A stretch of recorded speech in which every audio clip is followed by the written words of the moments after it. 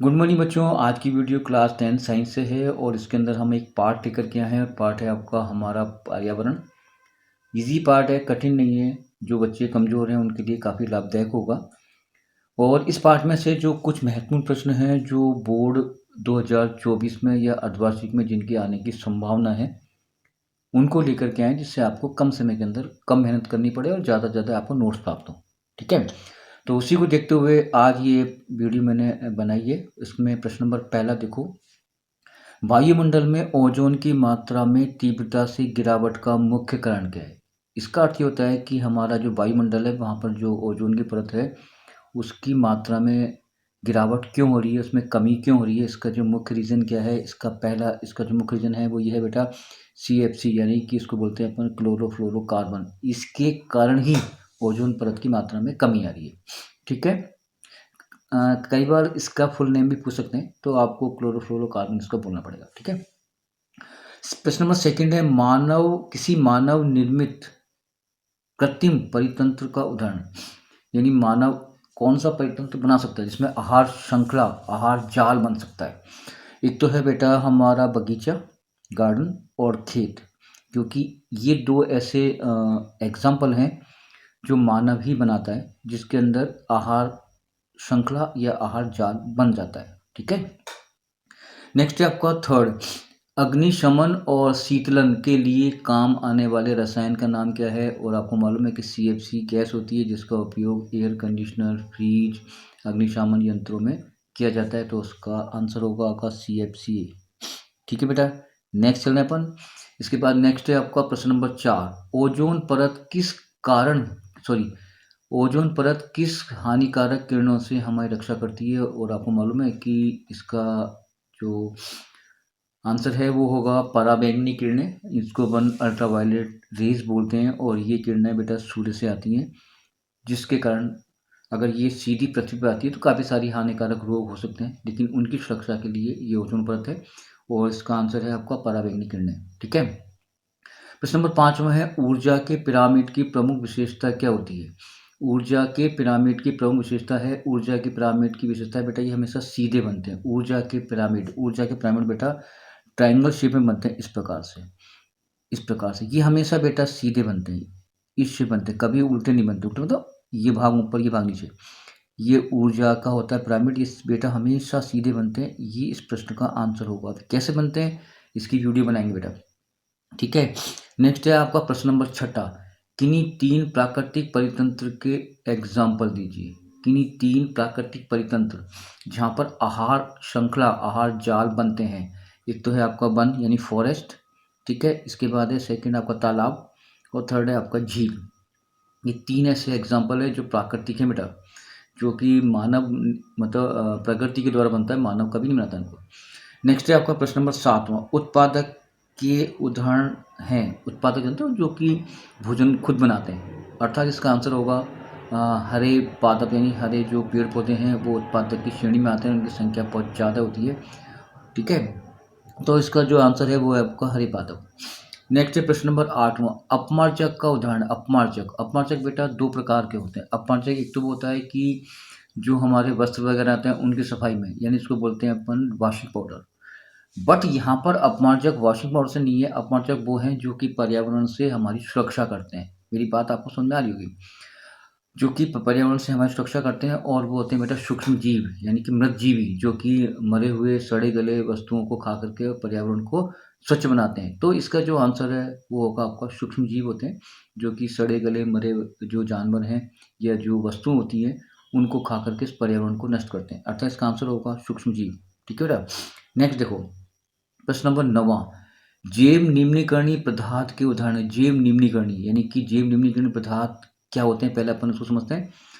यानी कि जैव निम्नीकरण पदार्थ वो होते हैं जो कि बेटा जैविक प्रक्रम के द्वारा वो अपघटित हो जाते हैं, नष्ट हो जाते हैं, टूट जाते हैं, उनको जैव निम्नीकरणीय पदार्थ बोलते हैं। और इसका आंसर है बेटा मलमूत्र, है ना, गोबर, मनुष्यों द्वारा त्यागा गया मलमूत्र है, कागज भी है, कागज भी मतलब नष्ट हो जाता है। इसके बाद छोटे छोटे वनस्पतियाँ हैं, शाक है, फल है इत्यादि, ये जैव निम्नीकरणीय पदार्थ के उदाहरण है। अब प्रश्न नंबर है 10वां कौन सा आता है वो देखते हैं बेटा।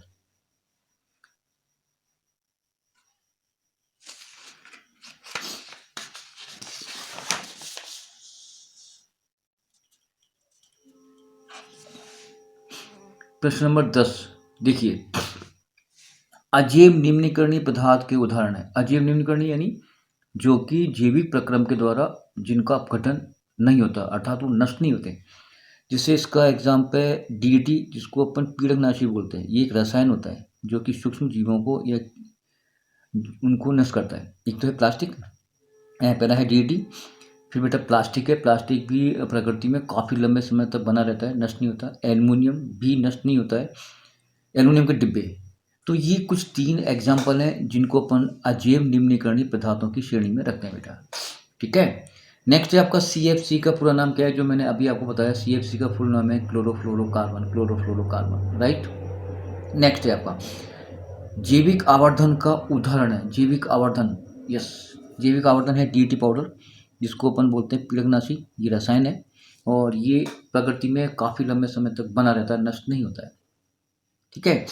नेक्स्ट आ जाओ, यूएनईपी का फुल नेम क्या है। UNP, United Nation environment programme. ये बेटा इंग्लिश में है, लेकिन हिंदी में है आपका संयुक्त राष्ट्र पर्यावरण कार्यक्रम। Is clear. नेक्स्ट प्रश्न नंबर 14, जैव निम्नीकरणीय किसे कहते हैं। जैव निम्नीकरणीय पदार्थ किसे कहते हैं, ऐसे हो सकता है।